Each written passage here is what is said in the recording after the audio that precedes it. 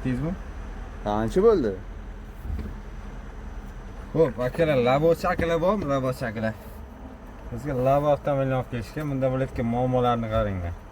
Bizning mashinalar shunday bo'lib qolsa, ko'chada ko'rib olsalaring bo'ladigan kasallik. Zamokni ochamiz. Dalni svet yonadi. Bu tomonda yonmagan.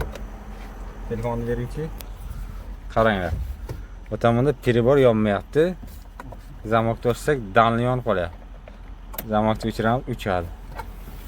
Buni aybi bilasizlarmi nima? Ayda perrakni aytiltirayotgan joyi bor. Bu tomondan, o'ng tomondan pastdagisini ko'rasizlar. Pastdagi birinchisi. Mana ko'rinayotgan bo'lsa kuygan. Mana krishkasida zapaskasi bo'ladi. Zapaskasidan bitta olamiz mana. 15 lik ekan. Qo'yamiz. Xo'p, mana zamokni ochamiz.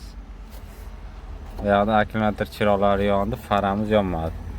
Fara o'zi gitaradan yonaveradi. Bitta pirdaxni qo'yganiga shuncha muammomi? Pirdaxni kuyganligi sababli aka qayerdandir tortib kelgan yo surib kelgan.